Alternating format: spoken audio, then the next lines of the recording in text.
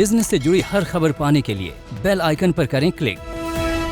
Hello and welcome. You're watching Business Today. I am Sakshi Batra, and with me I have a special guest to discuss the massive rise that you're seeing across the board in commodities, in crude oil prices, in gold prices, and what does it really mean for you as the common person? I have to understand all of these aspects, and I'll ensure that our guest helps you understand what is the way forward. How should you be really navigating through these kind of rise levels, surge in levels that you're seeing across the board in the commodities space. Joining in is Vandana Bharti from SMC Global. She's the head of commodity research there. Thank you so much, Vandana ji, for taking out time for this discussion. First up, it's the crude oil prices that I have to start off with. 14-year high. It is risen to a level that has not been seen since the year 2008. We saw a touch and go moment with the $139, $140 a barrel as well. Help me understand, what is your outlook here? Can it really surpass the earlier record level of $147 a barrel? Hi, Sakshi, and thanks for inviting me. It's really a very crucial topic nowadays because in 2008, we have seen a high of $147 there. And we are very close to the record high of that $147. It is a matter of time we may surpass this record level and we may see a record high in WTI prices. And the reason is that after 2008, we have seen the most volatile in this market. What happened actually from 1950, we are now badly dependent on the fossil fuel. And we shifted from coal to fuel, but we are yet to shift to the non-renewable energy. So yes. We are basically very much dependent on fossil fuel, including this crude oil and natural gas apart from coal. So yes, and since 2011, the exploration in crude oil, it was on the record low. So new oil was not pumping in the market. We have seen supply congestion a few years back, and before that, it was in 2019, it was a slowdown and trade between the China and US. So it made a platform where OPEC cut the production. So it made a platform for oil to go into the deficit or average or in deficit. But after we were not expecting that, we have seen sudden surge in the economic data after this COVID, and the market was not ready of this sudden surge in the demand of crude oil. And there we have seen the mismatch between the demand and supply equilibrium. The thing is that OPEC has increased the production, but yes, now OPEC has not that much spare capacity so that it can fulfill the demand of this crude oil market. So this was one thing. We were already in the deficit side.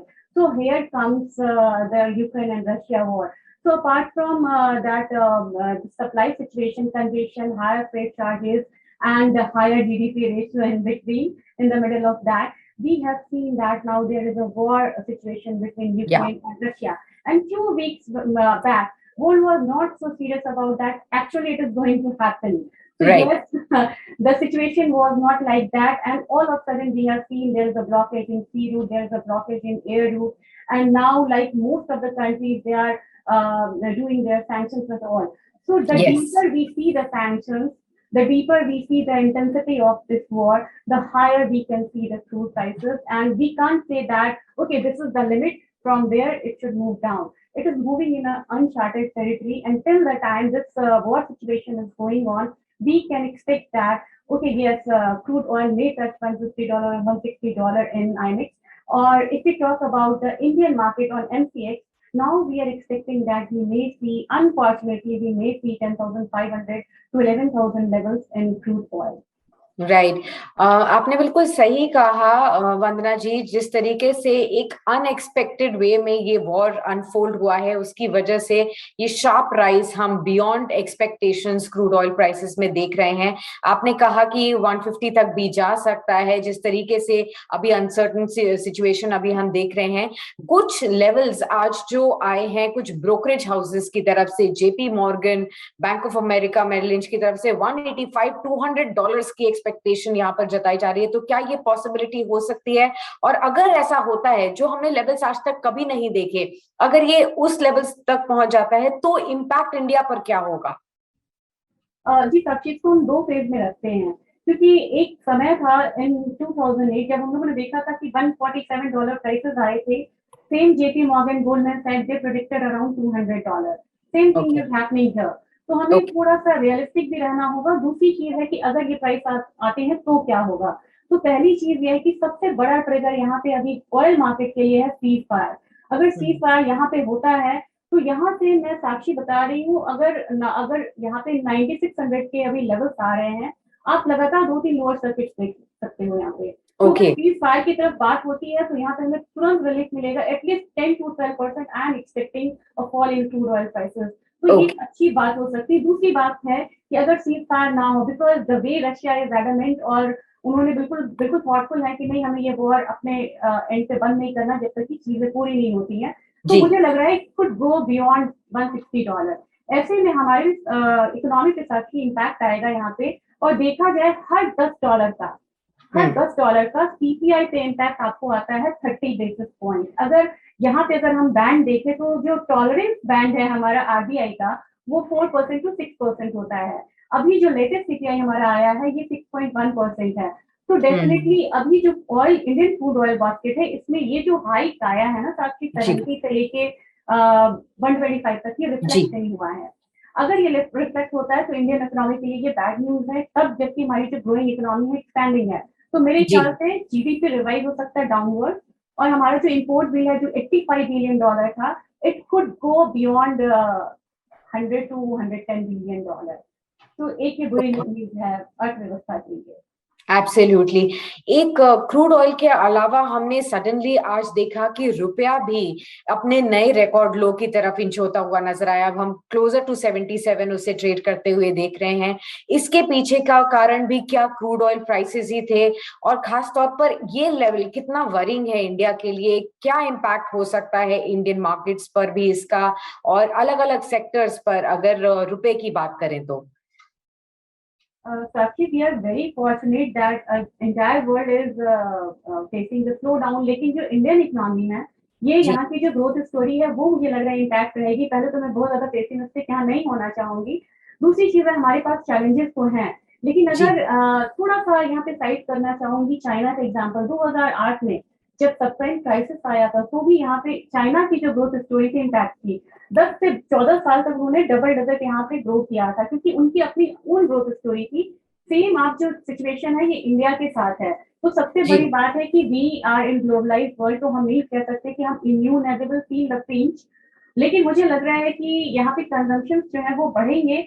लेकिन इसके साथ साथ crude oil basket का बहुत बड़ा impact आएगा। जैसे मैं बोल रही थी कि $85 बिलियन का हमारा बिल था इम्पोर्ट बिल, ये इम्पोर्ट बिल इस पर बढ़ेगा और इसका ओके, असर रुपये पे आएगा। दूसरी चीज साथ ये है कि इक्विटी मार्केट से अभी आउटफ्लोज हो रहे हैं, और ये जी, जो आउटफ्लो है 2008 के बाद सबसे ज्यादा सीवियर है यहाँ पे। और ये लग रहा है कि जैसे ये वॉर थोड़ा सा अगर एक हफ्ते भी अगर टिक जाए तो ये इनफ्लोज यहाँ पे, आउटफ्लोज जो है वो यहाँ पे बढ़ेंगे। तो ओके, इक्विटी का फॉल, सारी कमोडिटीज के हायर प्राइसेस और इनफैक्ट क्रूड का हायर प्राइसेस रुपया पे एक इम्पैक्ट डालेगा। और एक चीज यहाँ पे बहुत ध्यान देने वाली है, $70 के बाद भारतीय बाजार में कंज्यूमर्स के लिए आज तक पेट्रोल डीजल के प्राइसेस नहीं बढ़े हैं। तो अब जब ये रिफ्लेक्ट होगा जी, तो यहाँ पे जो हमारा रुपए का जो एक आउटलुक है वो बहुत ज्यादा मुझे लग रहा है डेप्रिशिएशन साइड में जाएगा। On higher side I am expecting in fact 79।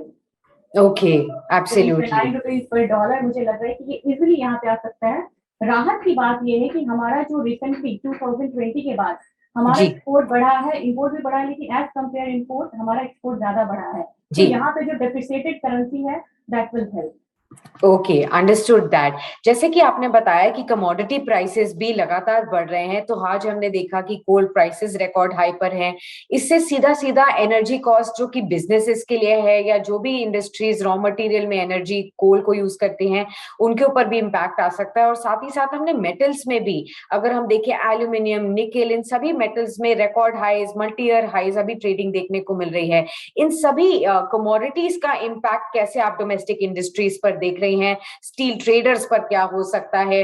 Auto industry, electronics, या और जो भी इंडस्ट्री सीधा एनर्जी को कंज्यूम करती हैं, उन सब पर क्या हो सकता है? यहाँ पे डेफिनेटली काफी इम्पैक्ट तो यहाँ पे आना है। पहली बात ये है कि डिमांड यहाँ पे इंटैक्ट है। ये नहीं है कि ये स्लो डाउन फेज में यहाँ पे वर्ल्ड जा रहा है, यहाँ पे जी पहले से ही सप्लाई साइड टाइटनेस थी। दूसरी चीज है कि जो फ्रेट चार्जेस है वो रिकॉर्ड हाई पे हैं। अगर कमोडिटी के प्राइसेस मैं बताना चाहूँ कि 100 रुपए भी है, लेकिन जी फ्रेट जो 8 रुपए था वो यहाँ पे बढ़ के वो 45 हो गया है। तो वो एड ऑन कर रहा है, यहाँ पे शिपमेंट कंजेशन है यहाँ पे। तो मेरे ख्याल से जितनी भी कमोडिटीज प्राइसेस, आप कोल ले, आयरन ओर ले, स्टील प्राइसेस ले, जो इनफैक्ट एग्री कमोडिटीज है, ये भी यहाँ पे रिकॉर्ड हाई पे है।